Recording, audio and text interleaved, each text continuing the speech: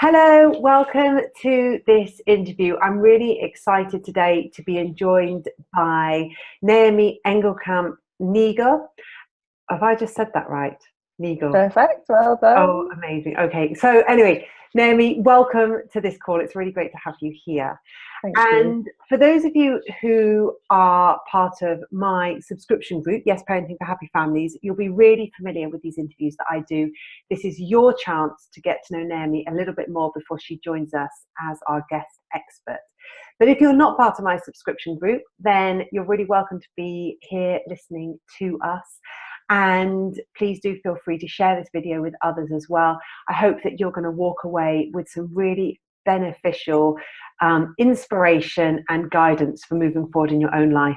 If you're interested in joining my subscription group, it's for mums only, and it's called Yes, Parenting for Happy Families, and there is information about that at the end of this video. So Naomi, hello. Hello, thank you, Bea. I'm so here. delighted to be here. I'm delighted to have you here too. So you're a psychotherapist and a coach, so you kind of come at people from two different angles to support them. I'd prefer to sort of do hand movements more like that, but yes, thank you. No, that's fine. So bringing them up from the bottom.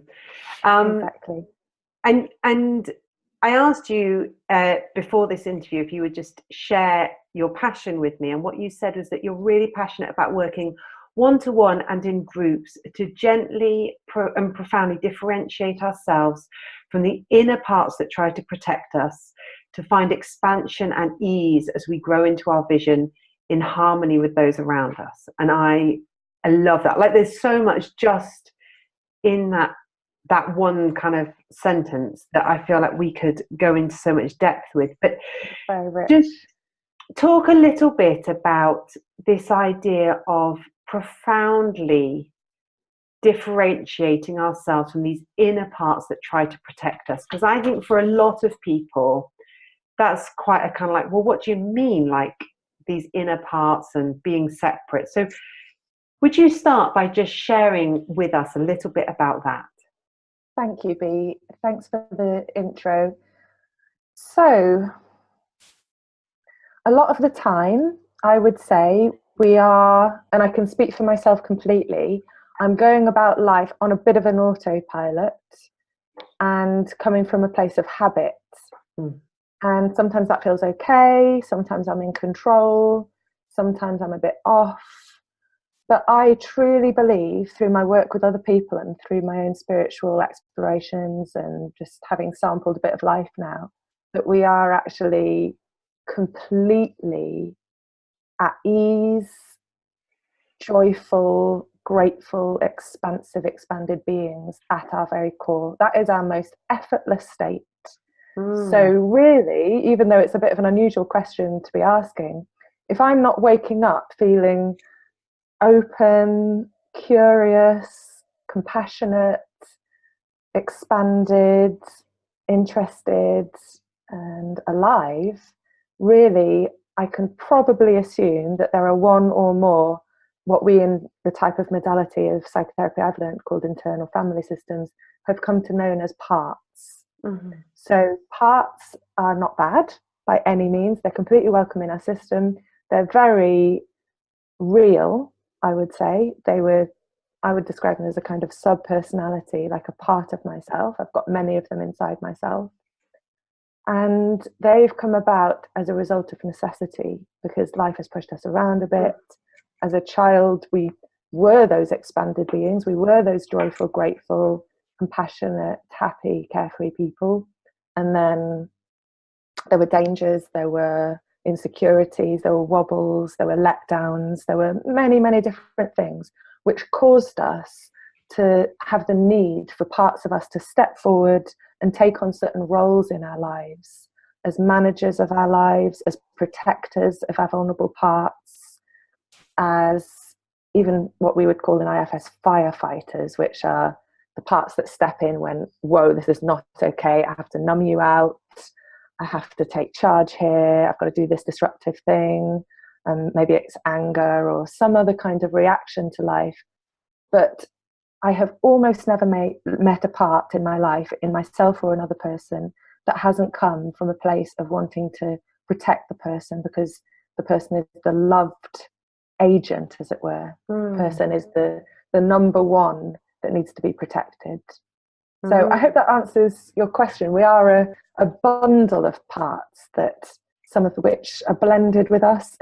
We might not know that we're in a part when we're coming from a part. You know, as for instance, right now, I've certainly got a nervous part around that isn't used to being interviewed. I've got a bit of a vain part, you know, that is really wanting to check out what I look like in the corner of this interview, where there's a little photo of myself. And there's another part that's helping me resist that, because it thinks actually eye contact is best for an interview. There is a joyful part that just is so excited about connecting with you.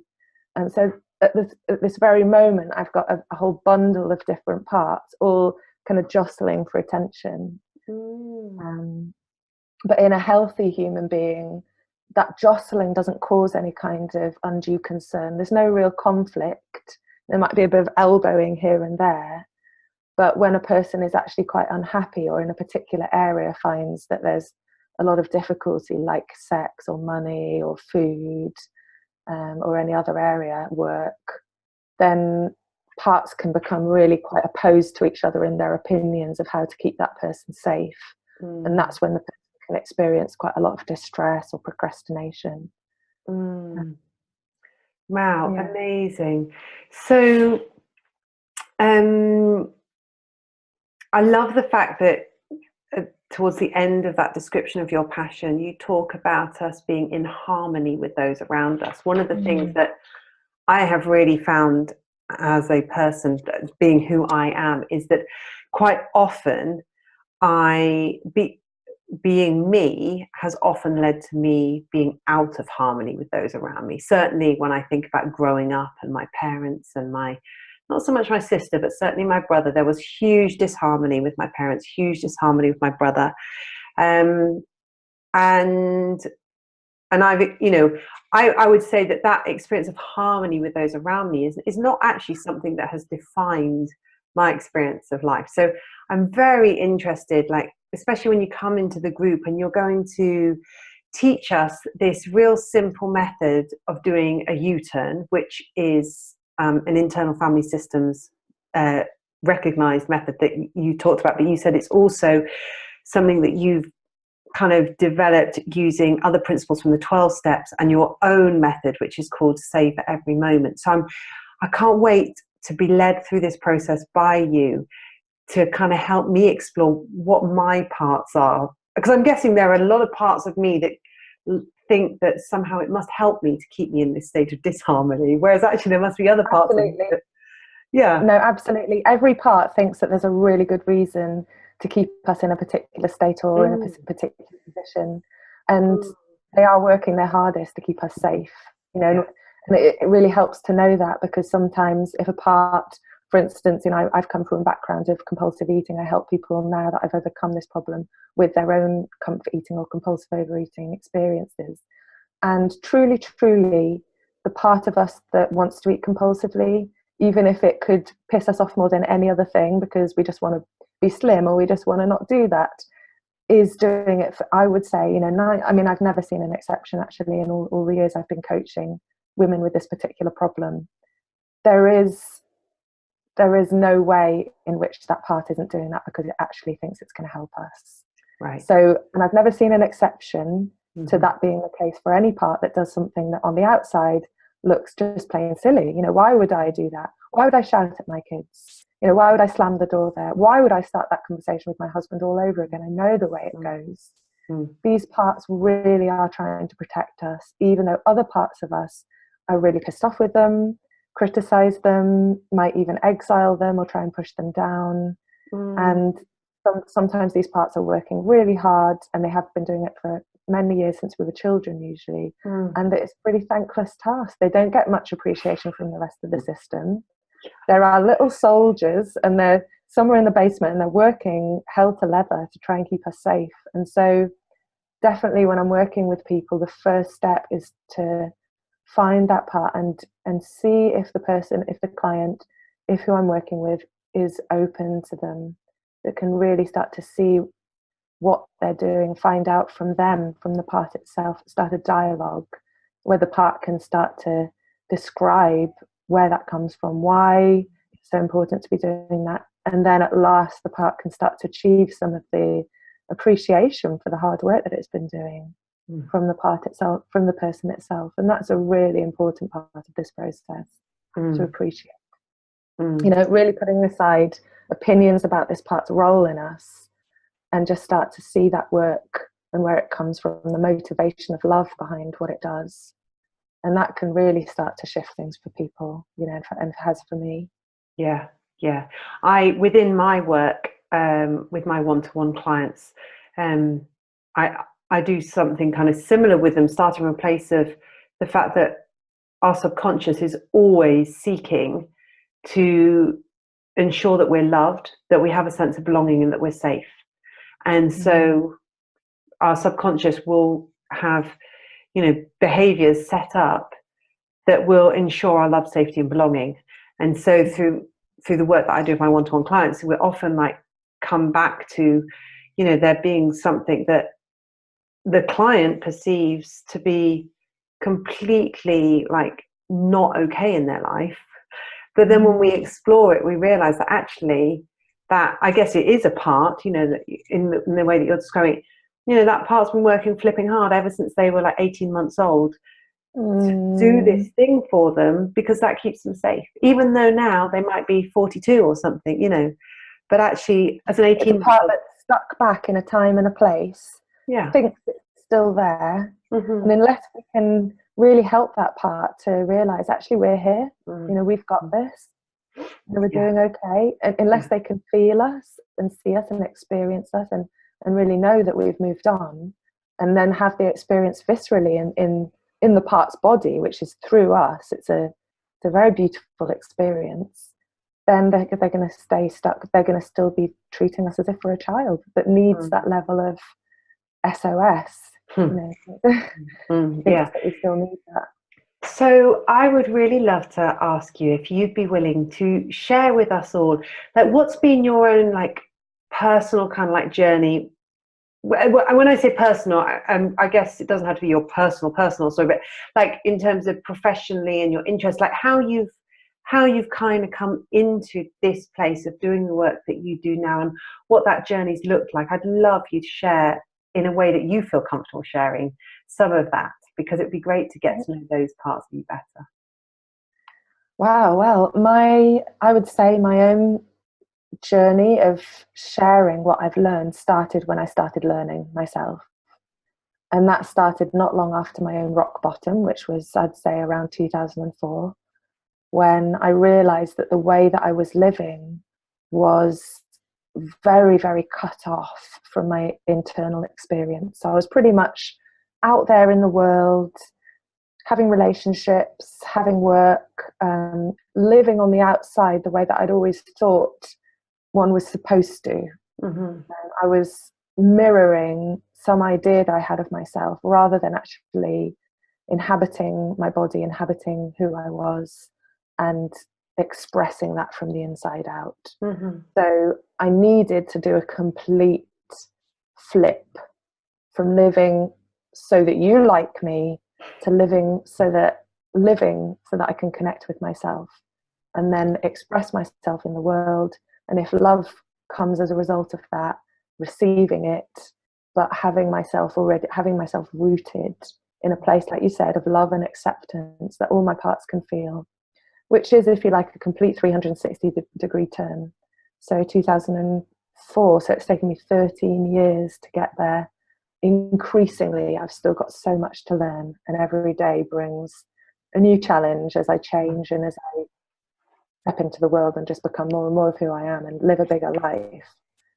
Then more parts get anxious about that and worried. But I would definitely say that the first true self-care practice that I could start to experience, and then from that place of experiencing the benefits could start to teach to other people, was meditation and mindfulness meditation. And I've always intuitively known, and thank God, that I can't keep something if I don't give it away. So as soon as I've experienced something, I need to keep that cycle going within myself whereby I can share it, because if I don't, then it's somehow I lose the thread of it. I can't see the sense of it. The discipline goes. I haven't been able to keep that thread.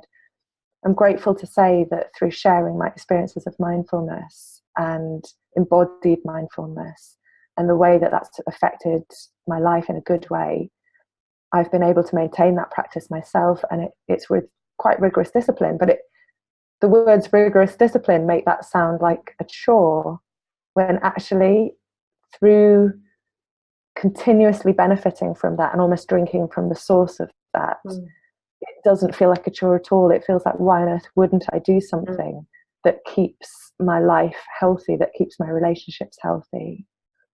So I would say that mindfulness and embodied awareness are the absolute ground from which I come in all my teachings, and everything that I learned since then comes from that foundation, rests upon that foundation. If everything else dissolves, then I think and well hope that that foundation stays strong.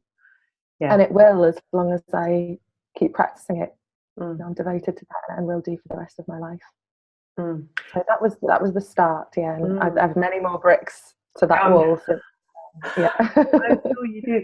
It's interesting when you talk about the embodied nature of that meditation practice, because one of the things that I have always just felt kind of radiates from you is this kind of really spacious, kind of deeply rooted energy. Like you never ever seem to be rushing. You always just seem to be in your own time, and that there's a spaciousness around that time, and that there's this kind of this deeply rootedness of, you know who you are. Like that's always been something that I've just kind of picked up from you ever since I first met you, which I don't know, it was like a couple of years ago now, I'm not sure, but yeah. It's so beautiful to hear you say that, and some of my parts are laughing a bit because, for instance, there's one that really knows deeply and intimately and tries to control very forcibly the very rushing, impatient part of me. I'd say that is actually classic me, that if I don't do these practices, that if I don't watch myself, then my speed increases very, very subtly, very, very completely. I can be doing things too fast. So that is very much a part of my nature. And if I seem to not be rushing, then that is only testament to the practice of my meditation and all the other things I do. So I'm very, very glad to have that feedback. I'm not a naturally patient person at all. You know, I've been in many scrapes from rushing. The other thing that made me smile was this idea of knowing myself, because when we started the interview, we were talking about parts and what does that mean, and I was sharing that I believe that we are, by our very natures, curious, compassionate, calm beings, confident, clear, patient, all the good things. And so I believe that at base, that's all that we are. So in a way, it's not so much knowing myself, but perhaps having enough space through the practices like meditation and other things that I do to experience myself and then let that shine through. So it's very different. I think the reason I pointed that out is because I was lost and troubled for a long time, thinking that there was a self that I needed to know, and people would say, just be yourself. And I would think, oh my God, what on earth does that mean? Who am I, and what does that mean?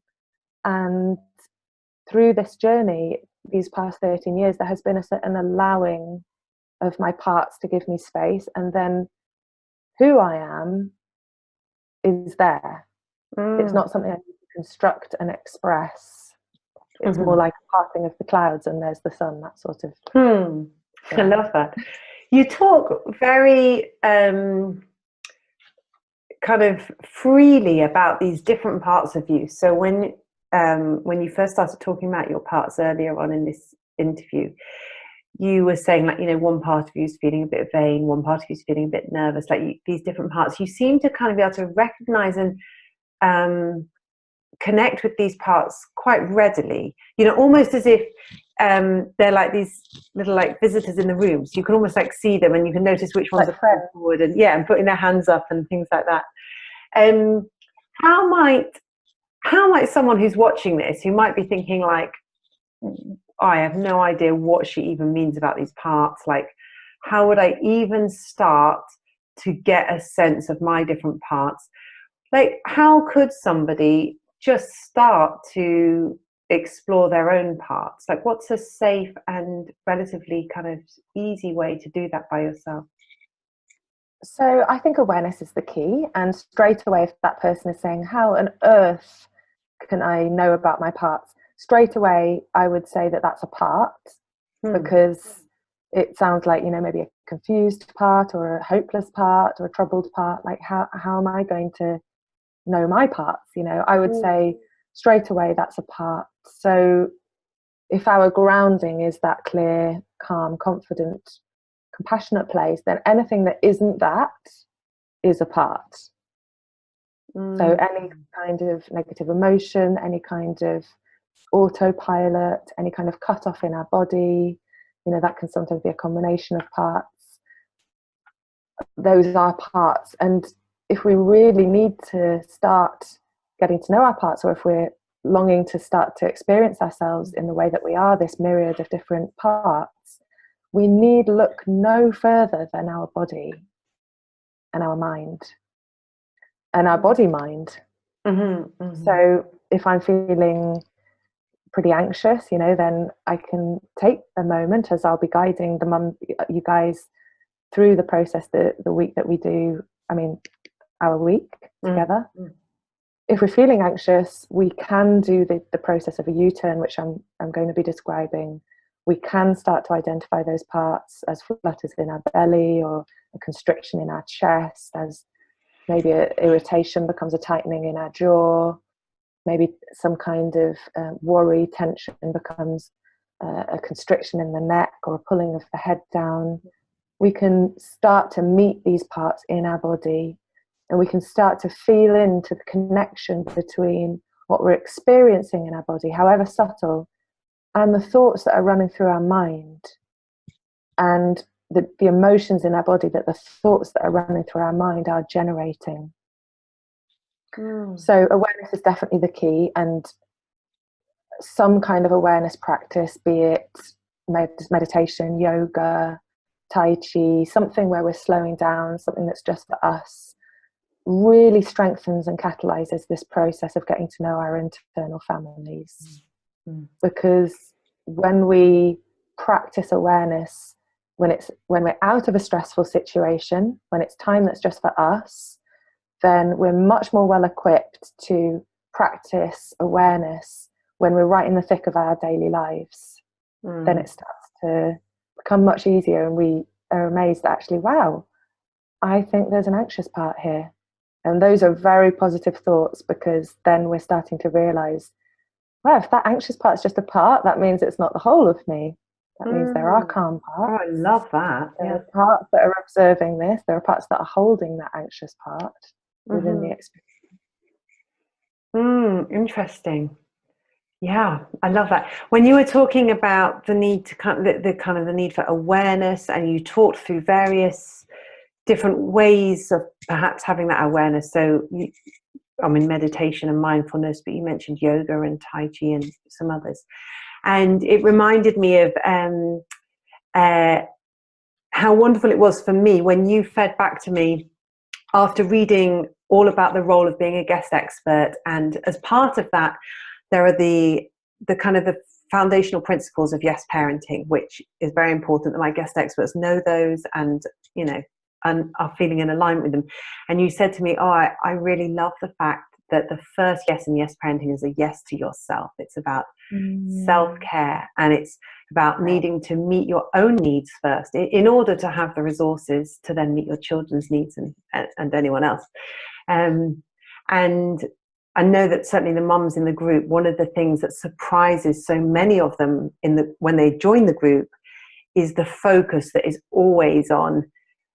Even if, you know, whatever challenge they're bringing into the group is to do with their child, the first thing that it always comes back to is about self. How am I taking care of myself? What do I need in this situation? What is the gift that this is giving me? Like that it always comes back to us. And I think in the role of motherhood, you know, you are, it's not distraction, but you know, you can't help but you're confronted by this other person or people, depending on how many children you have, who, you know, 100% overwhelmingly, you know, needs you at the beginning. Like, you know, they absolutely need you completely. And then as they grow up, their need for you changes and their demands of you change. But it's very easy for so many mums just to kind of give themselves over to their children, and they lose a sense of themselves, they lose a sense of identity, they lose a sense of awareness of themselves, because they do find that they've just given themselves over to their children. And yes, you know, and they can quite often talk about feeling like, you know, I don't even know who I am anymore, or all I am is a taxi driver and a teacher and a laundry woman and a cleaner, you know, these kinds of things. So this coming back to this place of awareness is wonderful. Absolutely. And the amazing thing is that when we can practice these simple self-care actions that don't take very long, that start to transform our lives, we are actually of so much benefit to the people around us. Yes. You know, I think sometimes we have these automatic pilots, we have these kind of knee-jerk reactions that we need to be looking at and serving the world. But I like to think sometimes of an analogy of the heart. 2 of the chambers receive and 2 of the chambers give. And that happens effortlessly, in balance all the time. Yeah. And one of those chambers receives from the rest of the world, as it were, the rest of the body. And one receives from ourselves, within ourselves. And only then and only then, when we've received twofold, can we then give to ourselves. And from that place, we're ready to give to others. And I'm not saying that, you know, there needs to be some kind of pie chart to, you know, break down the hours of the day. How much should I be giving to others? I'm not going to get technical like that. But I just think I love the metaphor of the heart in that way as a beautiful analogy for how much we are actually capable of, what our limitations are when it comes to giving externally. Yeah. And it's humbling. It's really humbling. You know, I know how humbling it is for me to have realized over the years how limited I am, and to keep needing to practice the humility of that. You know, I need fresh air, I need space, I need time, I need care, I need all these things that when I have them and I'm this filled up, it's very effortless to give to other people. And it's very, very, very luscious and nourishing for people to receive from that place, you know, when I'm that juicy, filled up person. Yeah. And my parts feel connected to me and connected to each other. And the amazing thing is it really doesn't take too long to get to that place. Yeah, that's very encouraging. And I mean, just to go back to what I shared with you before about this kind of spacious, grounded, beautiful energy that radiates off you, I always feel I just receive from that energy. Like, you don't even need to say much. And I feel like I just, as I receive the energy that radiates from you, I always feel like nourished by it. So, yeah. And the good thing about that is and I feel nourished by you. So it's like, it's so efficient to get to that place of being filled up, because we're nourishing people around us. They're becoming nourished and they're nourishing us in return. And it's a positive cycle rather than, you know, being depleted, thinking we have to serve from that place, serving on automatic pilot, you know, coming and giving what we can't give and giving what we can't give. And actually nobody benefits in the long run, you know, or even really in the short run. You know, and those are invariably parts that learn, you know, or think that they need to manage us and control us in those ways, you know, that think that we're not good enough maybe, or think all sorts of things that in order to be safe we have to be coming from that place. So when you come into the group as our guest expert, and you're going to be helping us to learn this simple method of doing a U-turn. So we're going to be turning within when we're triggered by life events in order to find the deeper cause of our upset within us, which from everything you've talked about so far in this interview really sounds like the fact that there are all these parts doing different roles, and there's probably a part that's been like, "Rah!" And you're going to show us how we can use this tool to begin to experience an unburdening from negative emotion, which is keeping us repeating similar patterns in our lives, which, you know, this sounds so powerful. But like I mentioned before, not everyone on this video is in the group. So I wondered if you would be willing to share 3 tips with us that could support somebody if they were kind of wanting to start to kind of do their own little U-turns, make different choices, and what those 3 tips might be for somebody who's wanting to start to make different choices in the moments of their lives. Thank you. Well, I know I've put one out already, which is this idea of a practice that we have, be it yoga meditation. Some people meditate in a more embodied way, like Tai Chi, or going for a walk, you know, that anywhere that we feel we're connected to ourselves and it's time for us. I'd say that in a larger way, that is the message really that I'm giving, that's really important, to take that sort of time every day, and not to make it a pressure. If it's not fun, we won't do it. It has to be delicious or we won't do it. So to find a way where it's delicious for us, where it doesn't feel like an onerous practice, a discipline, but where it feels lighter, but we do it. You know, we do it because we want to and we see the benefits. So to explore that and to find what is that delicious thing for us. That's the first thing I'd say. But within that, in what we've been talking about, relating more deeply and more intimately to ourselves and to other people, the 3 little nuggets that I would say would be: breathe, connect to the heart, and feel the feet. Okay. Feel the feet. Oh, actually, I've got 4. Can I have 4? Absolutely, yeah. And relax the face. Okay, so when we change our physiognomy inside, we change everything. It's profound. When we can change what's happening inside, our hormones, our thoughts, everything that's firing off when we're in a bit of a pickle, then it all goes differently from there. So some tips for that would be breathe. It's such an old cliche, but taking in oxygen, a deep amount of breath, changes the whole story. Okay, if we can take 10 deep breaths, if we can't manage 10, 3, even 1 changes things in the way that we're going to make a choice in the next moment. That is a really good use of that moment. Then I would say awareness in the heart, or if we're not sure about awareness of the heart, I would say awareness of the breasts. So breasts or heart, whichever one feels better for you, just to bring the awareness of the mind to that center. Okay, and that can really actually help with point number 1, which is the breath. It can help us connect with our vulnerability, which can be painful, but it can also help us connect with the way in which we want to live in this world. Okay, and that's all very theoretical, so I just invite you to actually experience that in the body now, what a difference that can make to connect with the heart or the breast in that moment. And then relax your face. God, I hold so much tension in my face sometimes. There are so many different muscles in my face. It's amazing. I'm always discovering more. I can feel it, like as you said to relax. Whoa, I've got loads of tension just like in here. And I mean, I know I can my jaw, but as you said it, I was like, oh yeah, I can feel it all in here. How does one relax one's face? Like, have you got any mini tips, like a sub tip on the relax your face tip? Well, maybe you could think of like widening the face, even. You know. Oh yeah. Just, I don't know, just like widening and allowing.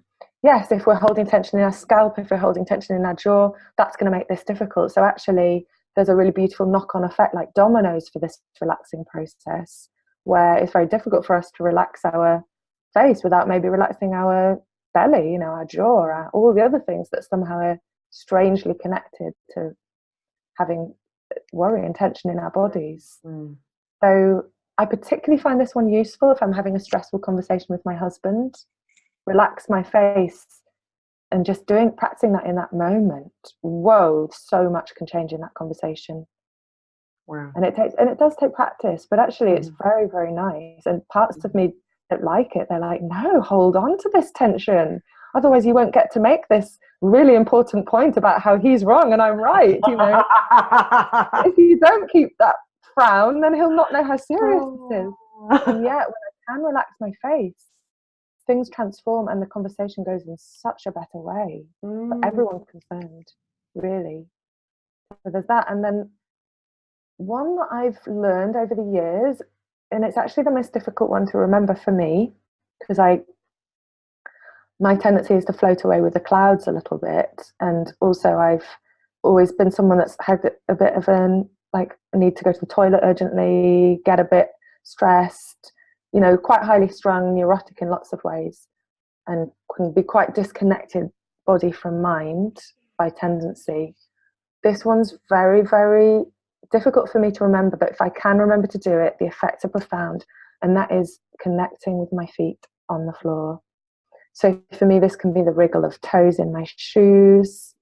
It can be in a better moment still, it can be the spreading of my toes as flat as possible into the ground if I've got bare feet or my shoes aren't too tight. It can be just like arching my feet up and down, and I'm doing it as we speak. I can hear a bit of a crack in my foot. Whatever connects my feet to the ground in the moment, you know, even if all I can manage is the slight twitch of a big toe or the drumming of toes, you know, that is so positive. It basically encompasses then tip to toe my whole holistic body, everything that's going on within it, and almost calls forth every capacity for awareness that I have within me in that moment, which, if it's a challenging moment, probably means awareness-wise, I need all the help I can get. So even though there were 4 of those little nuggets there, from tip to toe, that is it, you know, that is what's going to help me most. And you'll find as you practice these that, you know, relaxing the belly, relaxing the thighs, whatever your special area of tension is, relaxing the shoulders, may well start to ripple out from these little beginnings. Wow, wonderful. So I'm just going to recap those points as much to lodge it in my memory as just to recap for everyone else. So the first one is to breathe. The second tip is to connect with your heart. The third tip is to relax your face. And the fourth tip is to connect your feet to the ground. And just doing it with you as you talked through them, like, I feel like really chilled out. I mean, I was feeling relaxed anyway, but like, I feel really like, oh yeah. What was wonderful as you were sharing those tips and I was just doing them and experiencing them was going, this is the gift I need to give my youngest son at the moment. Like I need to give him the gift of me who is in that state of awareness. Because although I am accepting, understanding, compassionate, forgiving, kind, and all of those things, I think that sometimes, because he's kind of pubescent at the moment, although he's only 11 and a half, he is in that pubescent stage, and I think sometimes I am giving that, you know, forgiveness, understanding, compassion, kindness, etc., but I'm doing it from a place of tension. And I think actually to be able to step into that awareness and get that, you know, the gift to be that he receives the forgiveness, the understanding, the compassion, the kindness, but with that kind of gentle awareness is a beautiful, I mean, it's a wonderful gift to give anybody as well as yourself. But I just, as you were talking, I was like, this is what my youngest son needs from me. Like, it's a real gift for him. Oh, I honor that, because I mean, I was going to say we're such mind readers, but what I would say is we're such body readers as humans. We are so connected on a very visceral level, body to body, and we really, it boggles my mind how much we pick up from each other's body language about how we are. Yes, absolutely. Oh, Naomi, it has been so wonderful to have this conversation with you, and I'm really excited about sending this video out to the world, not just to the mums in my subscription group, but just sending it out to the rest of the world so that women and men can listen to it and just start to have those kind of, that growing awareness within themselves and beginning to go, oh yeah, there's that part of me that really doesn't like whatever it is, or there's that part of me that feels worried whenever I hear my mum's voice, or like all of that, and then for them to have those 4 incredible tips. So thank you so much for doing this interview with me. I really appreciate it. You are so, so welcome. And if anyone needs to get hold of me, then my website is welloa.co.uk. That's well, O-A, so WELLOA.co.uk. I'd love to connect with anyone. And also looking forward so much, Bea, to connecting through Yes Parenting and meeting the other mums in the group. And it's going to be a delicious experience. I just know it. Thank you. I can't wait. It is going to be amazing. And so, yeah, so Naomi just shared her website. Just so you know, at the end of this video will be details about how to join the subscription group, but also details about how to contact Naomi as well. And also in the description within YouTube, those details are also there. So please do share this video with other people. If this has given you something that has been wonderful for you, that means it will be wonderful for other people too. So I would really love it if you would share this video with others, whether that's via social media or via email or word of mouth. And I'll see you all soon. Bye.